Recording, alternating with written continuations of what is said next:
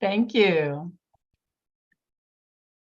Hi, everyone. I'm Amy Mosqueda from Illinois. I'm excited. I'm finally on. Every month I'm like, I gotta get on. So I'm excited to be here. I'm so glad you made it.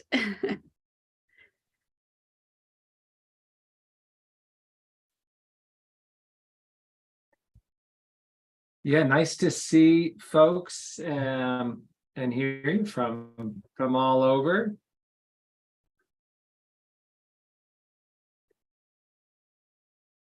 Sandy, how are you? Hi, how is everybody? Hello, hello.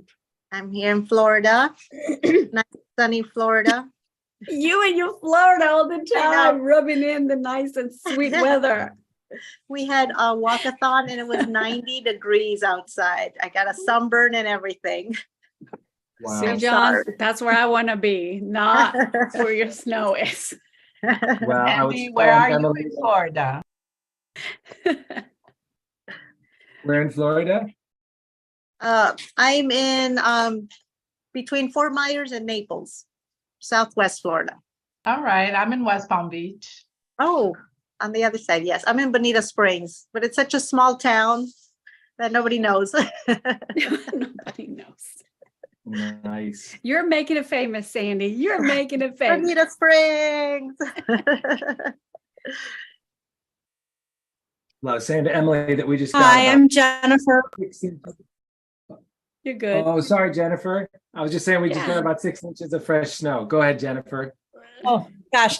I'm from Ohio. I'm a high school English teacher, and I'm really excited to be here. I don't quite know what I've got going on with my filter and my camera right now, so I'll be turning that off, but I'm so excited for tonight. Thank you for being here.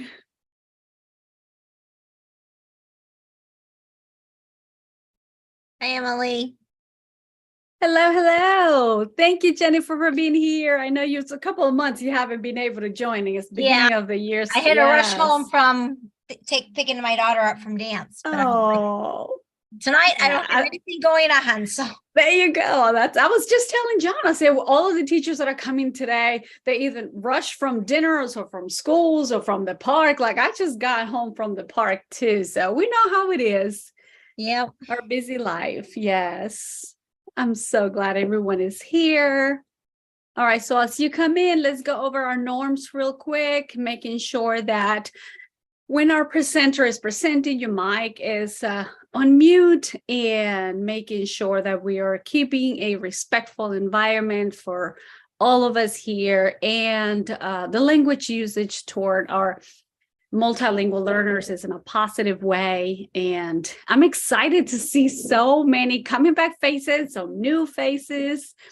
So I invited John to come and join us because we're Twitter friends, right? We were just talking about this. We've never met each other, but we follow each other on Twitter, and I've seen some of the amazing things that he's doing around sharing some of the great things about collaborating with teachers. And I've always seen associated the WIDA with you. I don't know why. So when I reached out about you, the WIDA, and you said, no, let's talk about collaboration, I was like, yes, we need that too. Yeah, so guys, today, I appreciate you being here today and taking time from, I know your families or your what to do's at home, but thank you for being here. We are going to hear from our guest speaker, whatever he has to share for us, and then we'll go into our breakout rooms. I have an elementary room and a middle school, and then high school stays here with me. Because then now you leave me here by myself. I was like, I need to be in a breakout session. And so we'll have a document where we can go in and share whatever resources shared or whatever notes we want to make. So I'll share that with you before we go into breakout sessions. But I don't want to take any more time from John. John, you should have sharing rights if you have anything to share with us as far as slides go. But go and have at it. Share your wisdom with us. All right. Well, thanks, Emily. I really appreciate the opportunity to join you all, and let's see if I can get these Sharon, okay. So that's not, I'm sorry. If I could just add one norm, maybe that when folks share in the chat box, if you ask any questions, that you just use any language that you feel comfortable. I want to encourage you to build on your entire linguistic repertoire as we're learning together. So you guys have the full screen there? You're good? Great. Again, really happy to join you tonight. And I think it's great that you have this PLC with folks from around the world to around the country to share with each other how you support newcomers. And so when Emily invited me, I said, you know, I'm a big fan of your work. I'd be happy to share, put some ideas out and contribute to the discussion. So thinking about collaboration as transformation, how do we move from isolation to integration? And I just wanted to kind of share how I'm showing up. I am the international program director at WIDA, but I'm also a husband, a father, and my professional identity has been really informed by my family. We raised our boys bilingually, English, Mandarin, and my wife's a school counselor. I've learned a ton from her. And we've had an opportunity to work in a lot of schools around the world. And my research at the University of Wisconsin-Madison focuses on equity for multilingual learners and thinking about how do we build inclusive school-wide systems. And so I'm showing up with a lot of gratitude for you all being here at the end of a long day, and to think about how you can learn from each other and with each other. And this was a fishing trip I took with my son, and I had a lot of gratitude for the chance to spend some time with him as an adult and learn from him, because he knows a lot more about fishing than I do. So I also developed a lot of humility, and I want to share that with you today, because you know your schools, your students, your craft much better than I could. And so I'll just share with you some ideas, but really for you to think about, just like when we're out on the water in a canoe, we have a different perspective of the Green Mountains. Hopefully some of the ideas, mental models that I'm sharing with you are going to give you new perspective on how you see your students, how you see your colleagues, how you see your work.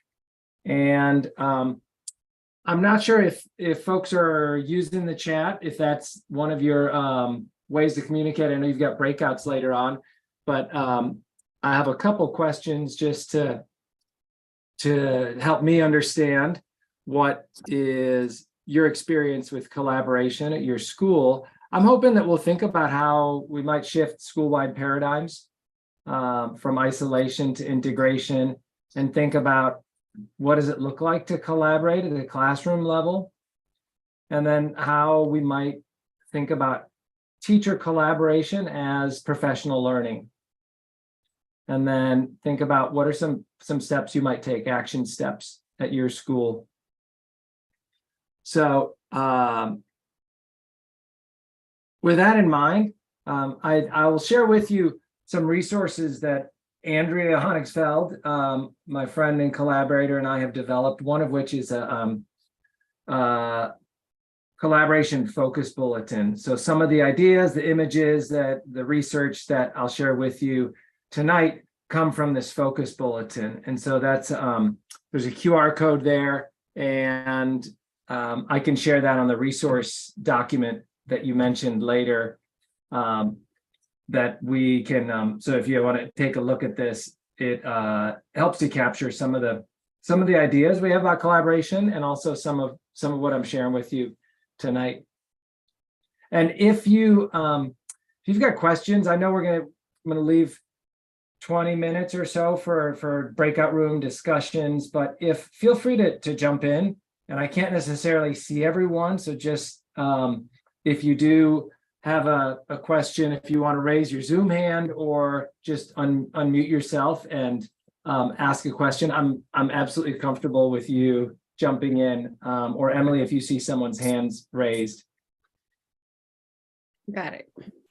So I think it's helpful when we think about collaboration to think about it from a macro lens. When we look at the whole school, so looking at the forest of our colleagues and our students, and then also to zoom in and look at the trees. What does it look like on the classroom level on the ground when teachers work together effectively?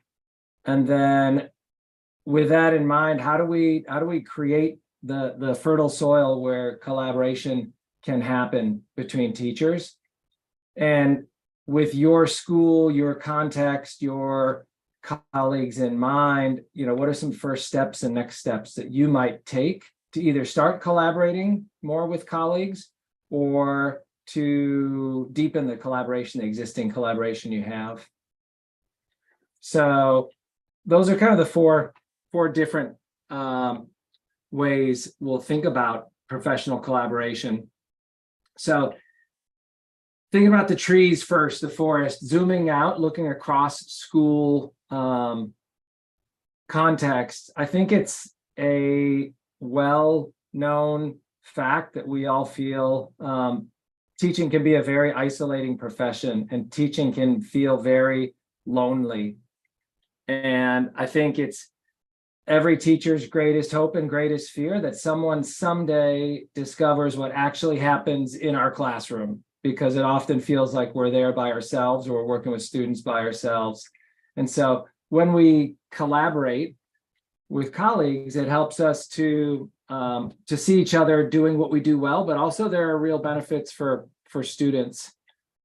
And when we have great days and we're firing on all cylinders and we witness the miracle of creation, we have a chance to share that with a colleague. And then when there are horrible days and we say, let's just turn off the lights and close the door, go home, have a strong drink, we have someone else to kind of process and figure out what fell apart when and why. And particularly working with students in our schools that are new to English, new to the school environment, and maybe new to the community. So I think it's helpful to a mental model to shift from what we used to see in a lot of schools, which is a 20th century paradigm, which means that the EAL or ELD teacher, the job of that person was to wave a magic wand and somehow fix students who were seen as separate or different from the rest of the students. And so that they could, once they were fixed with that magic wand, then they could go back and learn the regular curriculum taught by the regular teachers to the regular students. And I'm using a lot of air quotes here because we know that model does not serve students or teachers well. So when we shift to a 21st century paradigm, you can see that all the teachers are responsible for all students, and we recognize that all students are on the same continuum, developing language and literacy skills, and that it really takes collaboration of teachers to work together to support those students. And we know that benefits student learning, and that we have good research that says that, when students are included, when they feel a sense of belonging, when they're challenged with the grade level content curriculum from day one, that they learn better, and that all students learn better in those heterogeneous classrooms. We also know that when teachers work together, it supports teacher learning. And so when we sit down with a colleague to figure out how we're going to help a student or family, and we figure out how to differentiate and scaffold a challenging concept, we learn better as teachers. We learn from each other, and that's a really valid form of professional learning. And so I think shifting to that 21st century paradigm and both supporting student learning and teacher learning is really, really important. And again, I'm preaching to the choir here why we need to do this, but I think it's really important to recognize that multilingual learners are learning both a new language and they're learning in a new language. So they're learning language and content at the same time. And so it's complex and challenging, that interdependence, that we need to provide access to those grade level concepts. We can't wait a couple of years for students to develop proficiency in the target language or the language of instruction.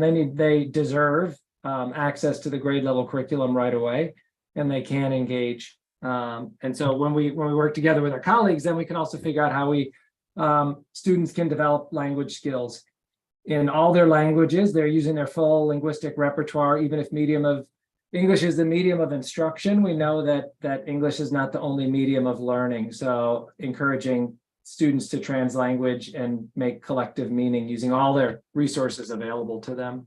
And when teachers do that together, we know that it has an impact on student learning. So there's good evidence, some recent studies from Oregon by Greenberg, Motamedi, and Theo Harris, looking at schools in Wisconsin, that when teachers work together, it has better outcomes for students, and particularly for multilingual students.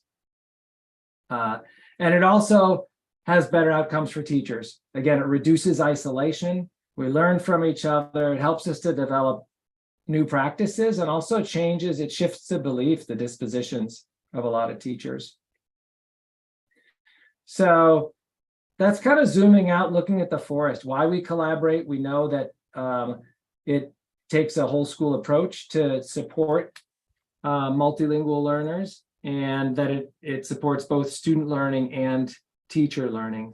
And I love to see the notes in the chat box of what resonates with you, and the fact that this connects maybe to an aspiration you have, but also that there are realities, and that I hear you from particularly middle school and high school, that collaboration can be challenging when the students are spread all over the school, and teachers are spread all over the school. So I'm going to talk a little bit about how we can address that, because it's maybe a nice idea, but when we think about the nuts and bolts of what it looks like for teachers to work together, it's not always easy. So when we think about the collaborative practices, again, I shared with you this focus bulletin and the collaboration cycle that comes from Maria Dove and Andrea Honigsfeld's work, thinking about not just co-teaching. And I think we do a disservice to our students and our colleagues when people immediately think that we have to co-teach in order to collaborate. And there are a lot of ways to collaborate beyond co-teaching, two teachers in the same classroom, whether it's called in-class support or push-in support. And we know that when we help develop assessments that are accessible, and when we co-plan together, that it can be really effective for students. So I actually think starting to look at co-planning in this cycle is important, because we can't co-teach without co-planning, but we can co-plan without co-teaching. So if you're working together with a fourth grade team and you have half an hour to help them integrate some scaffolding into their lessons, that lesson will be in all those fourth grade classrooms, even if you're not able to be in all those fourth grade classrooms. So the power of co-planning as really generative and transformative, where you're helping teachers to develop that capacity to help students, even if you're not in those classrooms.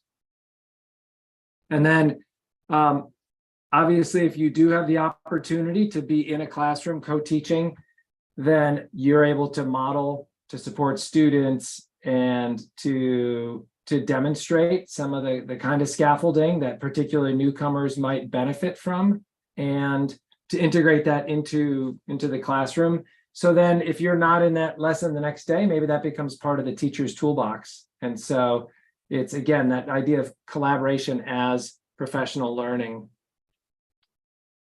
And so Cassandra, sounds like that resonates with you, the idea that co-planning and not necessarily having to co-teach, not that co-teaching isn't really helpful also, but it puts a lot of pressure on us to be in many places at once, and we know we can't do that. But if we're able to work virtually, asynchronously, to plan lessons with colleagues, or integrate language objectives into units, then at least that becomes on the radar for our colleagues. Jessica, collaboration scheduled at the beginning of the year because you end up covering classes. Yes. Losing prep time, and it's one more scheduling piece to manage.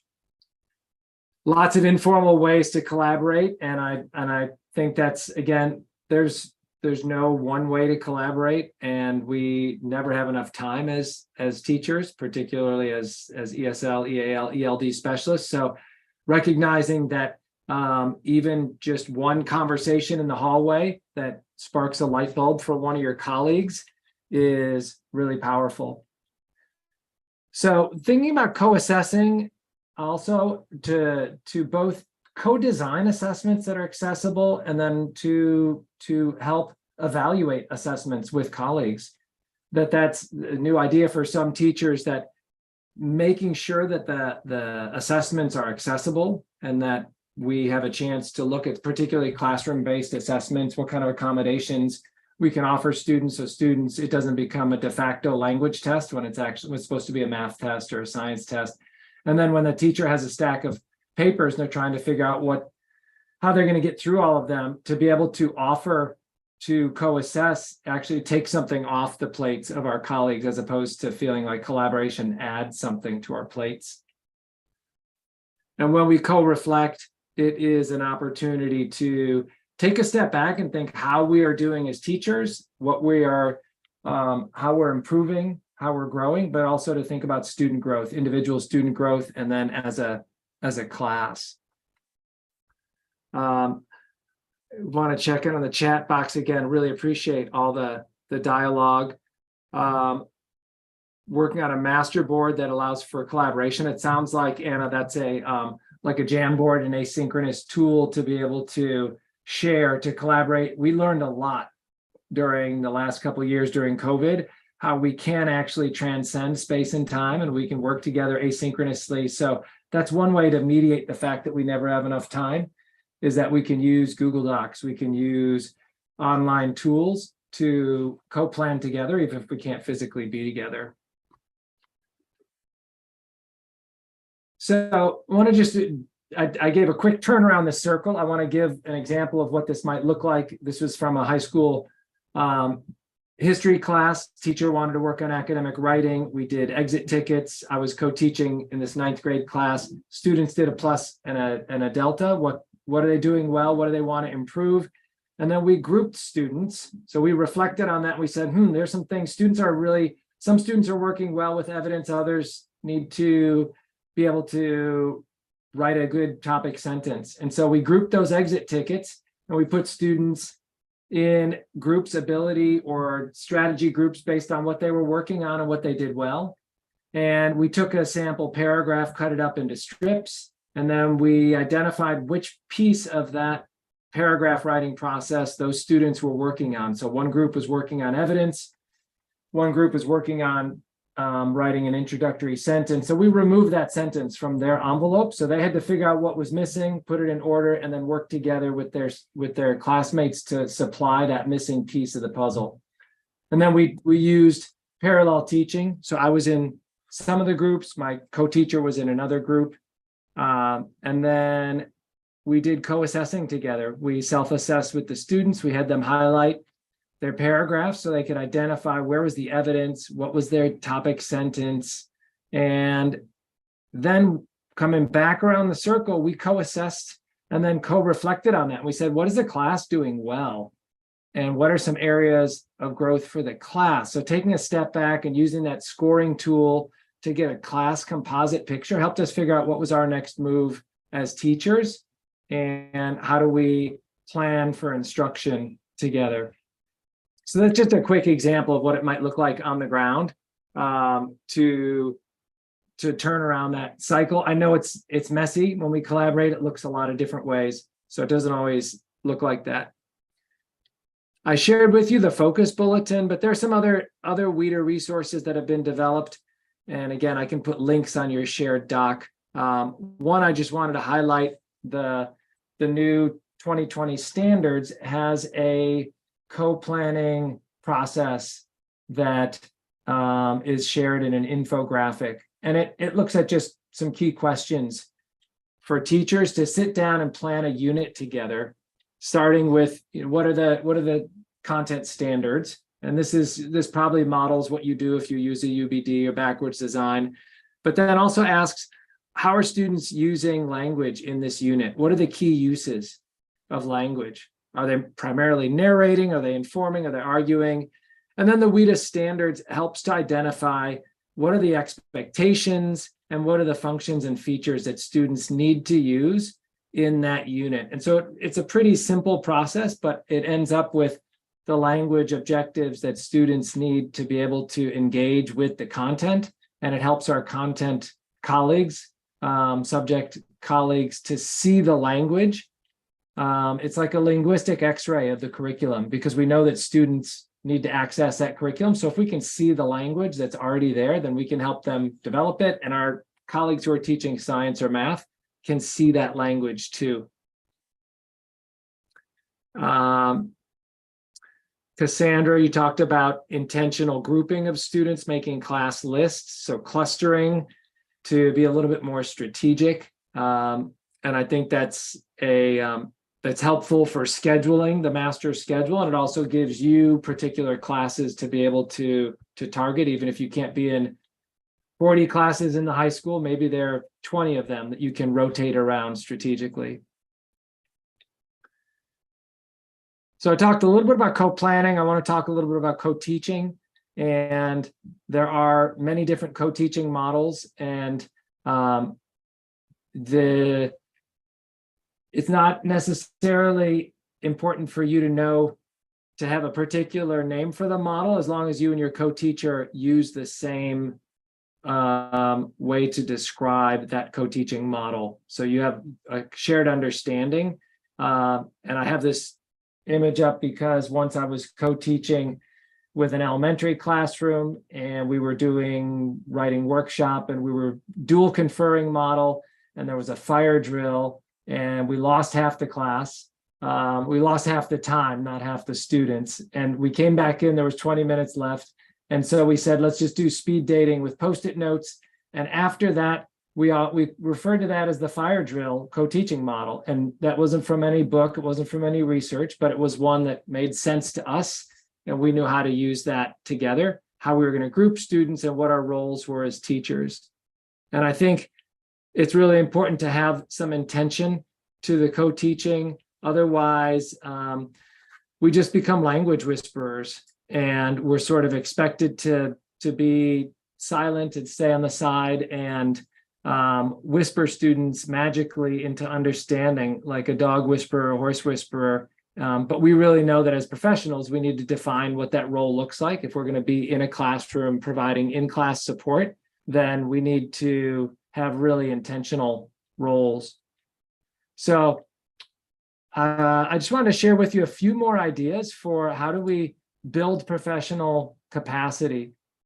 And one of the ways to do that is by using some templates and norms and agreements, so that we have and provide some choices for what collaboration could look like. Templates are essentially graphic organizers for teachers. So we know that, sorry, I lost my cursor here. That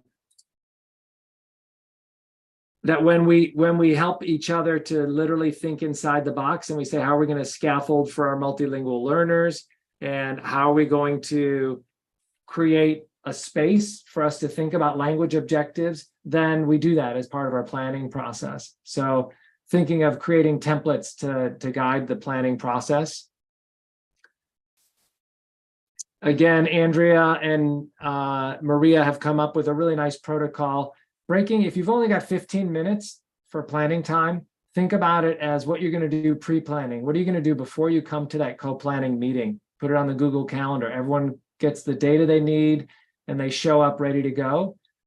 Then you actually do your co-planning, and then you decide, what are you going to do post-planning? Before you go to that class, when everyone leaves, I'll make an anchor chart. You're going to work on some vocabulary cards. So divide and conquer So if we have 15 minutes for co-planning, we don't spend 10 minutes figuring out what we're going to talk about. We've done the pre-planning, we hit the ground running with our co-planning, and then we do our post-planning.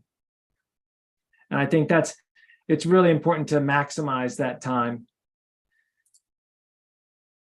So the last tool I want to share with you is a menu approach to collaboration, because often defining what collaboration can be, you may get a lot of different answers when you think about what collaboration looks like. And if a teacher collaborated in their last school, that meant that they had someone in their class every day, or they lost all their planning time, then it may actually take you in a different direction. So when you think about a menu approach, we use a menu in a restaurant to say what's on the what we want to order. It helps us create some appetite. It helps us decide how much we have to spend.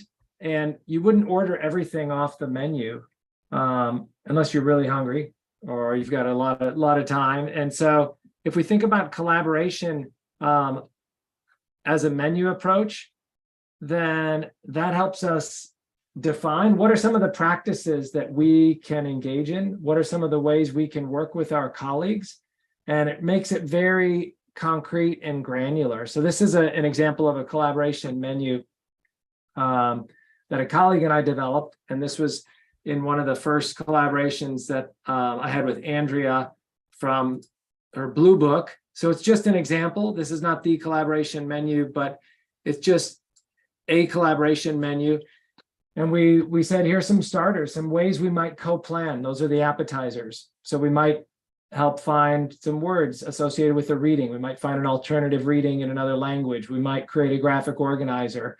And these are all ways that we could support teachers in the planning process. And then what are the main dishes? What does it look like when you're co-teaching or co-assessing? So to provide this as a menu, it makes it very concrete.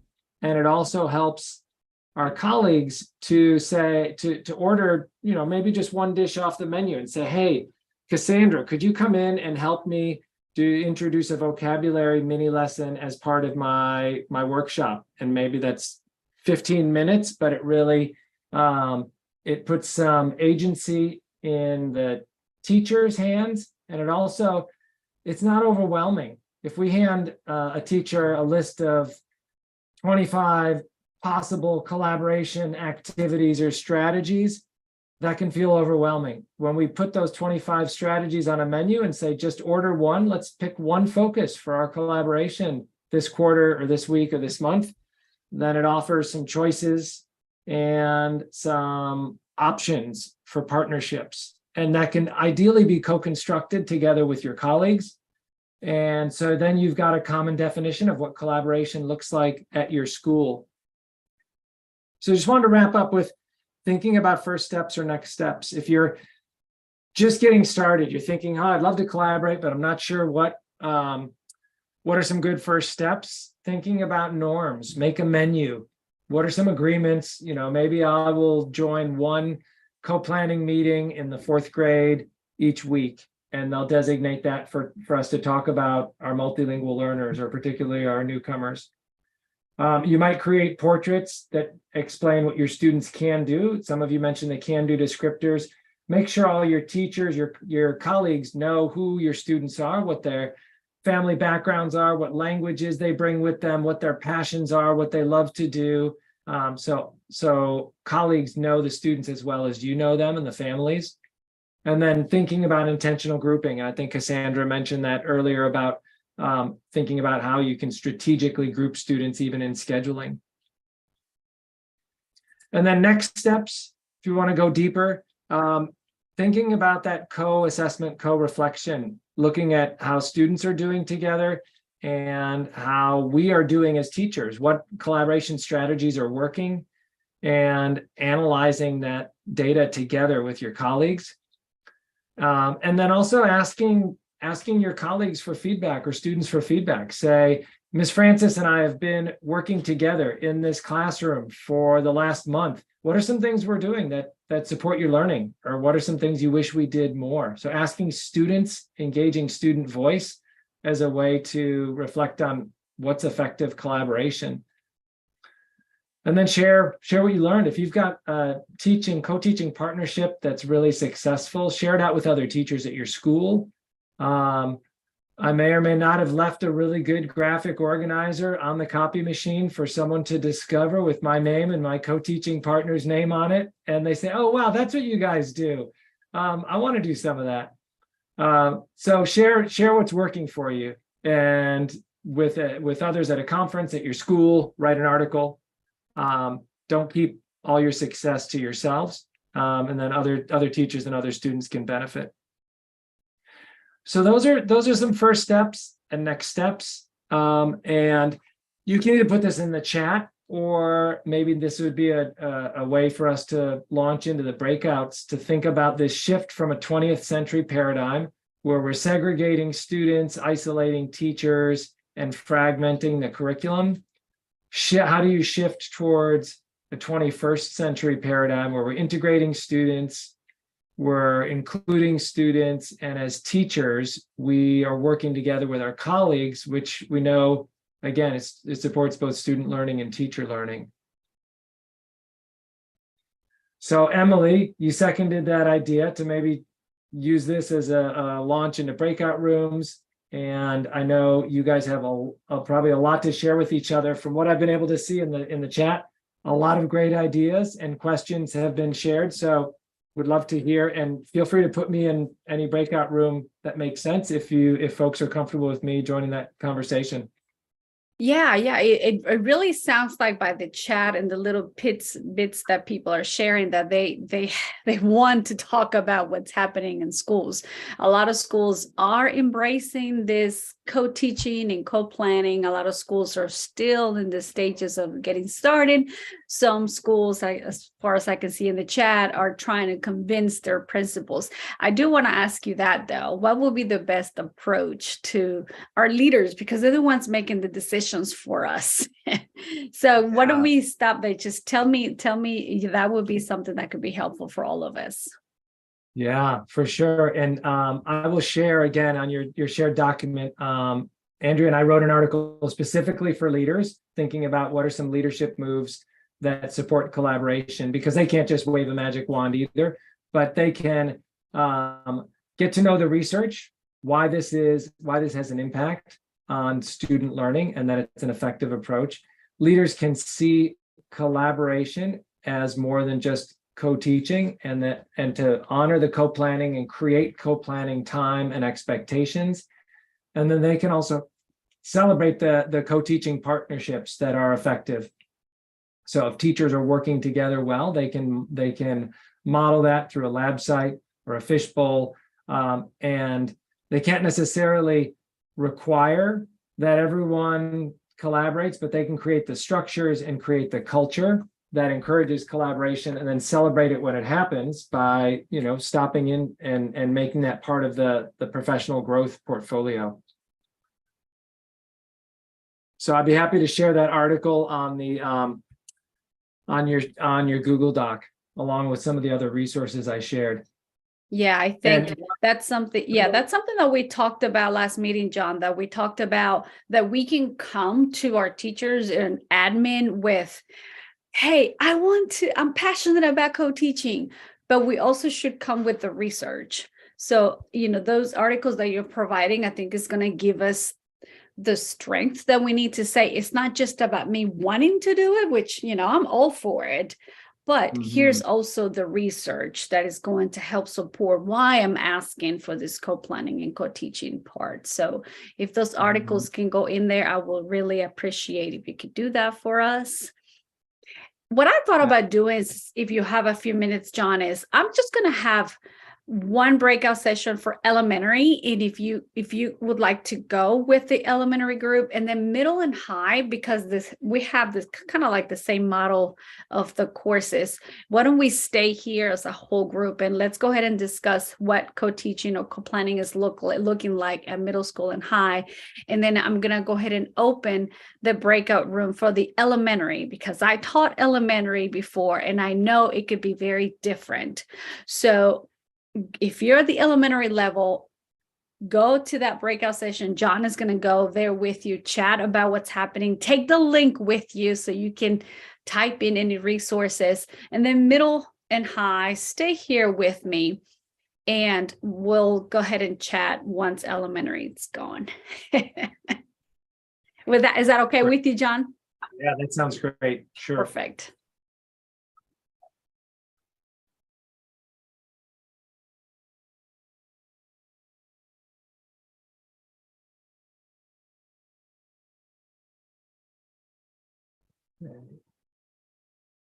So you going to send an invitation, or should I just jump in and join? You should be able I got to, yeah, it's Yep, I got it. self-selected. Okay, perfect.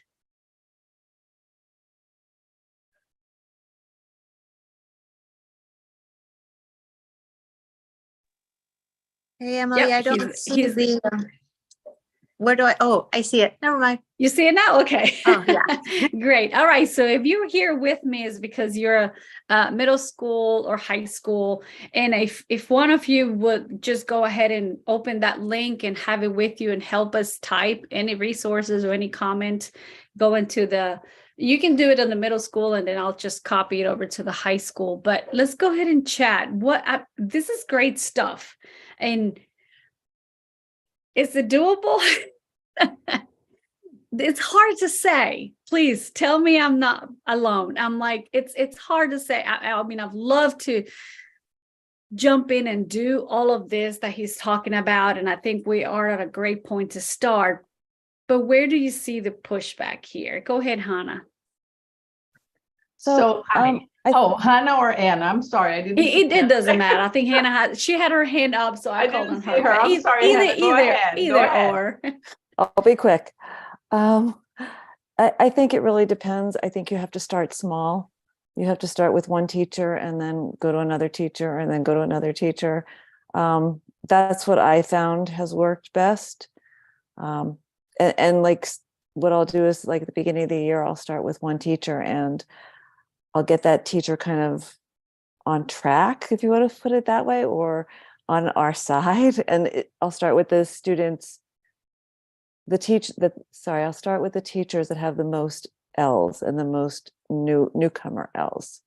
Because I think those are the teachers that need it the most, and I think, at least from are more open to it because they're so panicked. So they'll look for any kind of help that they can have. Yeah, that makes sense. Anna. So we have been in Palm Beach County, we have been using the collaborative model for some time now. And you're very right, because it does not work for every school and it does not work for every content area. And of course, then we also have, in addition, the personalities, right?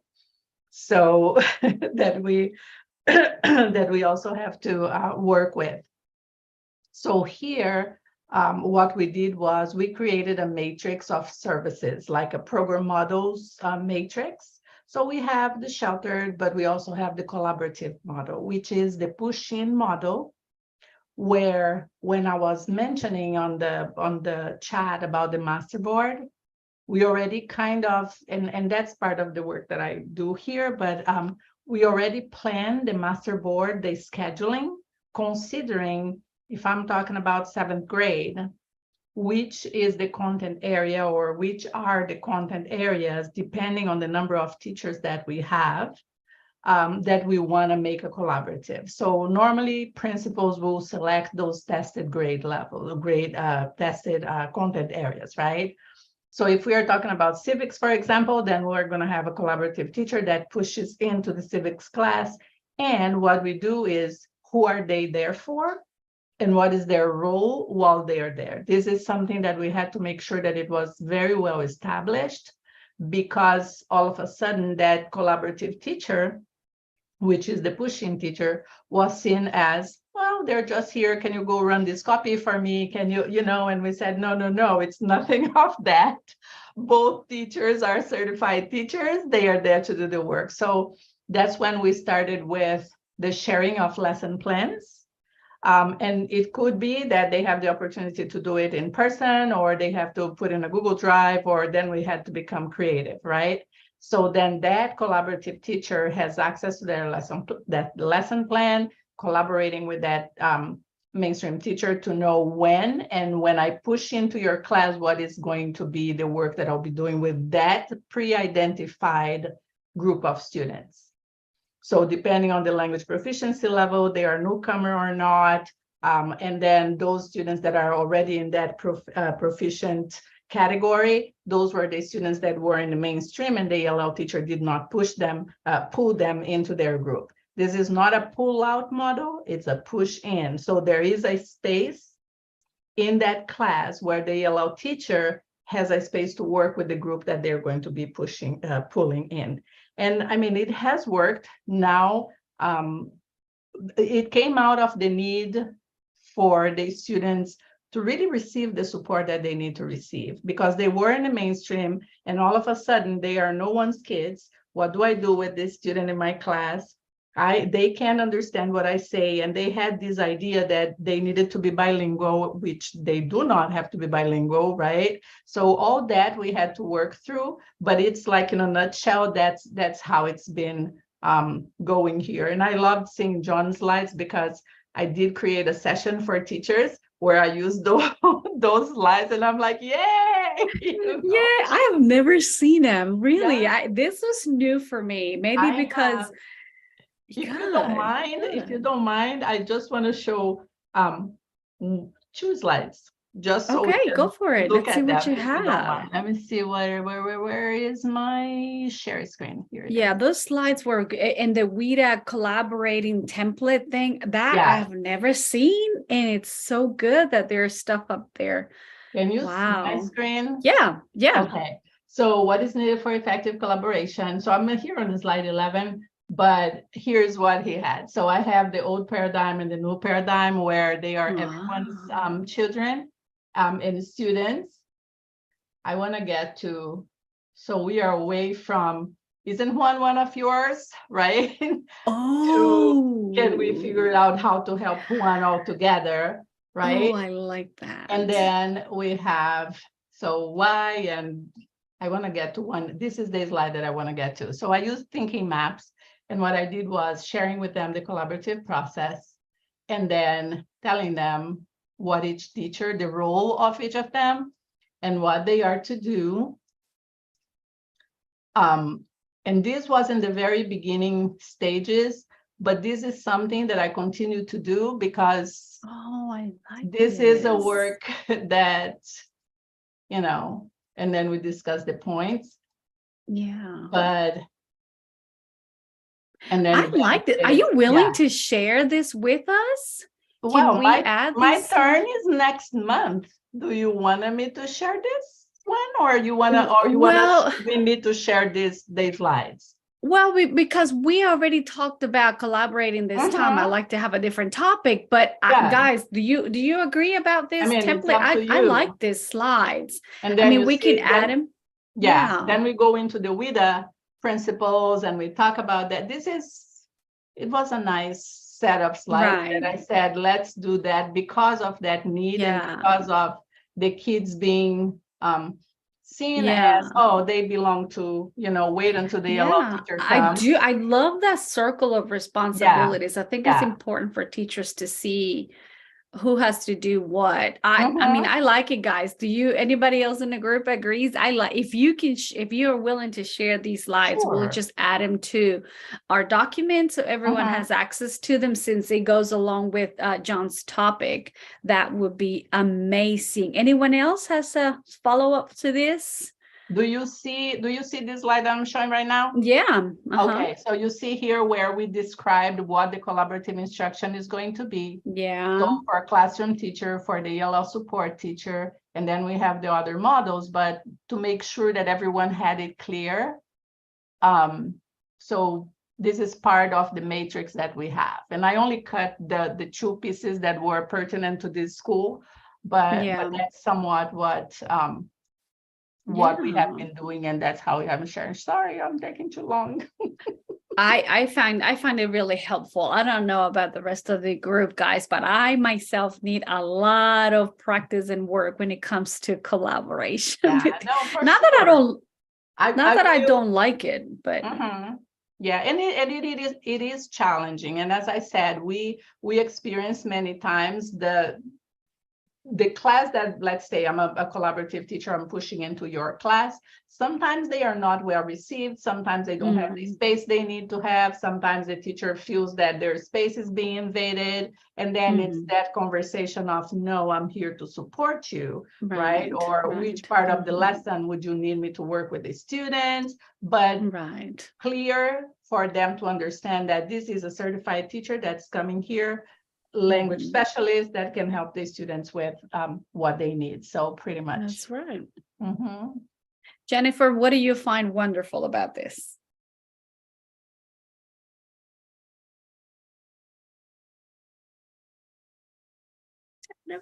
Sorry. It's okay. I just really liked the way everything was visually presented, and I liked the way that it was broken down, giving people different options for the different paths. Yeah. Yeah, I like that too. The options and the set in stone of this is what your responsibility is. That way you kind of know going into the room what everybody's responsibility is. Yes. All right, I'd like to hear from somebody else. Jennifer, what are you doing at your schools? Or Susan, tell us about what you're doing. Oh, Bethany. I'm in a new school this year, Okay. and it's a high school with, 2,500 students. And I'm everywhere, like John was mentioning, working with entirely too many teachers and classes. So I'm hoping that next year we'll have a little more focus in our scheduling. And I'm not the only EL teacher. There are 3 of us, and we're trying to work collaboratively with our administration and our guidance counselors in order to plan the schedule for next year. So I'm looking forward to that. But this year, the best thing that has happened to me is just building the relationships with the teachers one at a time. And then my partners in my department, we have a Google Classroom where we post different resources and strategies that all of our teachers can access and utilize. But I really like this idea of the menu board, and I'm looking forward to maybe trying that next year. Thank you. Thank you for sharing that. Who else?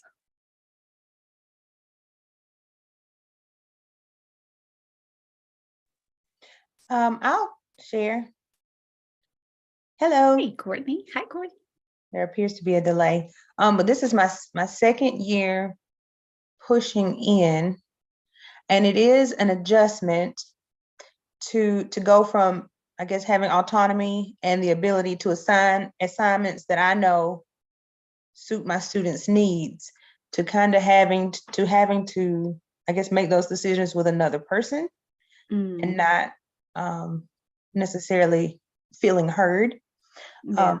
But I do enjoy going into the classroom and working with my students, and sometimes we'll pull in mainstream students as well.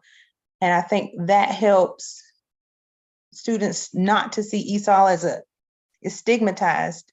Just 2 different things. Yeah, right. So that's it. Sorry, that delay sounded like I interrupted you. I'm sorry. That was it. But yeah, I love your last point when you say, you know, I don't want them to feel like I'm going in there because they're different. I'm basically, when I go into my math 3 class, I work with all students. They are 24 students, and I don't just say, oh, I'm here for Juan. I'm here for, no, you know, I learn the content and I make sure that when I go around the room, I help all of them. So that way they don't feel like, oh, there's Miss Francis for Juan. Yeah, I don't want them to feel like that. And so I think I'm kind of like at the beginning stages of collaboration by learning the content and working with all students. And I think it takes that process, that practice, right, to get to that full collaboration with teachers. But it's hard sometimes to come out of our comfort zone, like you say, right? But we do our best, but we do better until we know better. And I think John provided us great tips today to take those first steps to make sure that we're working toward that collaboration, since he brought the research that's what works for our students, the language and the content and learning it together. And our collaboration with those teachers is essential to make sure that they're growing linguistically and academically. So who else would like to say something? I'd love for you to have the mic and share. We only have 4 minutes, so that's all I'm giving you. I just want to say I'm very excited about the resources that he shared with us.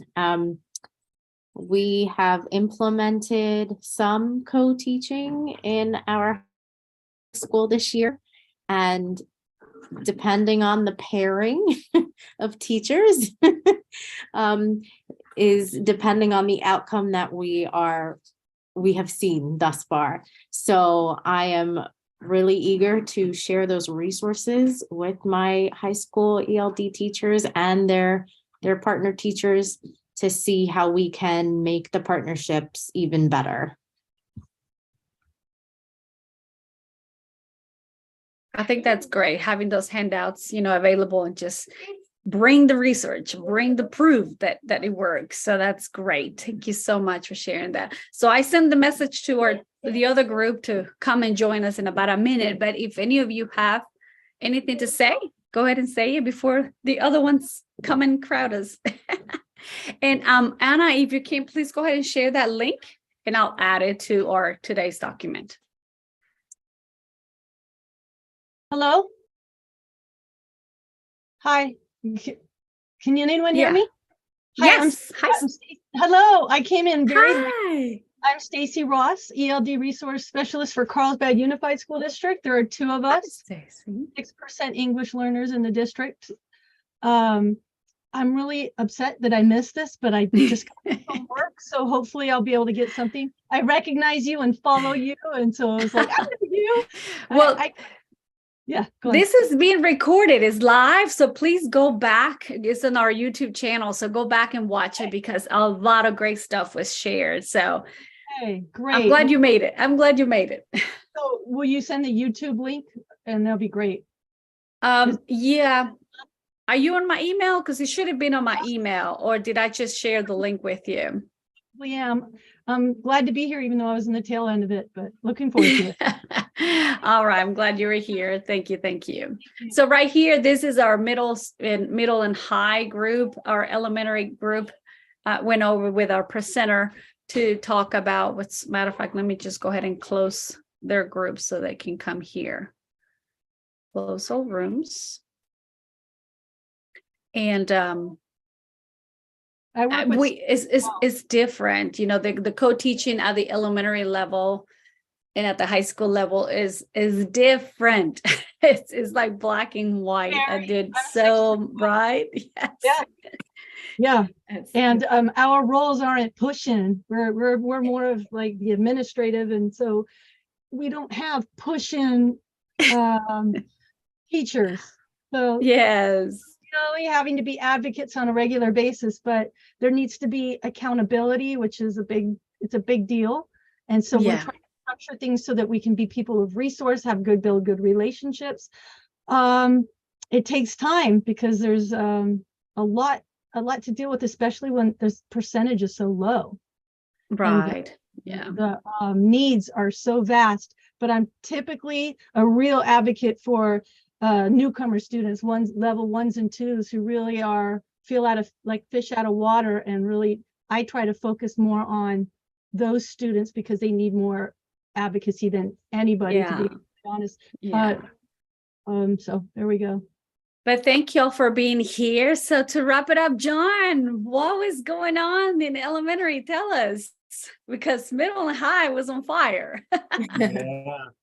Well, lots of folks sharing what they are doing, what they can do, and there was a excitement around this focus on co-planning and getting into to add to those lessons and units that are going to go out into classes, and also folks sharing some of the scaffolding strategies that they are able to use, and how teachers are recognizing that as supporting not just their newcomer English learners, but actually they're going to benefit all their students when they universally design those into the classroom. And so lots of excitement about leaning into the co-planning piece of it, and then modeling those strategies so those become part of the toolkit that our colleagues can use.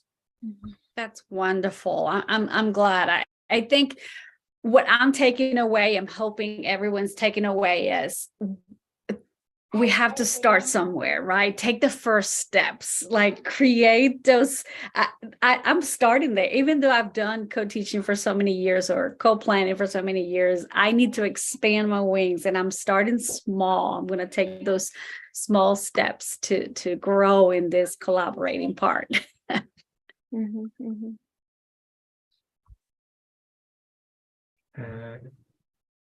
I'm sorry. So I am going to go ahead and share the YouTube channel where this is being shared live. So you can, because we have a couple who joined late and missed John's amazing presentation, but you can go back, it's recorded. Please share with coordinators, share with principals, with teachers. I'm going to share in all our social media because it was some great stuff. And please help me on giving John a round of applause. And thank you so much for sharing your knowledge and your time with us tonight. Thanks for the opportunity, Emily. I put a few links on that shared doc. And again, just really applaud you all for showing up at the end of a busy day, learning together, sharing your ideas together. So thanks for the chance to join you. Thank you. And thank you everyone for joining tonight. Stay connected. Use the hashtag PLC4, the number 4 newcomers.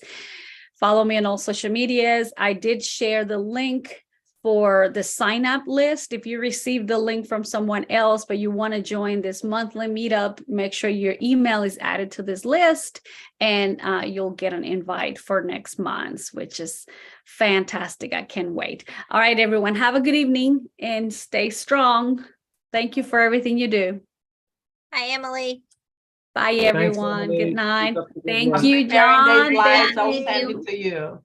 Please do. Thank you so Okay. much. And would you add me to the email? Because I'm not getting the email.